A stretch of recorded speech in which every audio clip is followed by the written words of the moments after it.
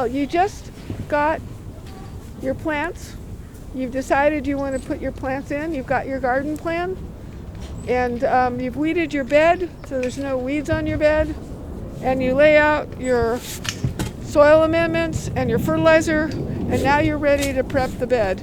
If you have sand, it's going to be so easy to be digging in and adding the wonderful amendment you have. You could even use your hands.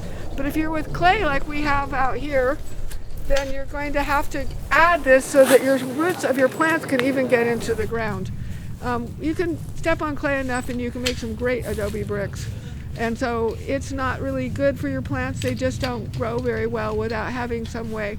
Once you get this initial digging done, and if you're just putting your clippings on the soil and making a pile, and then you move that pile, you'll find, just like when you have a log that's rotting, you'll find that when you move it back, it'll have beautiful black soil. So this is just an initial thing we do to get the soil ready so that the roots will go down.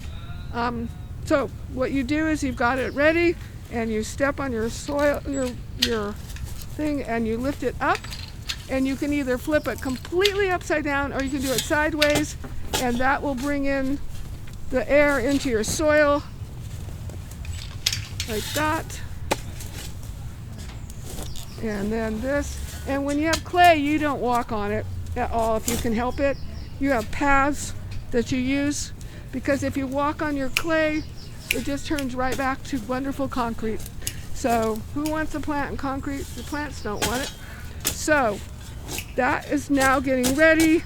You don't turn it, people think, oh, I'm going to turn it to fine dust like potting soil, and then I will be able to plant beautifully. Well, actually, if you turn it to fine dust, when the water hits it, it turns concrete-like.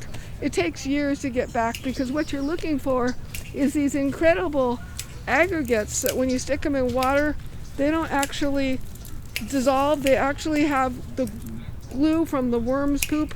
They have holes in them, and it allows the water to go through, and it gives structure to your soil.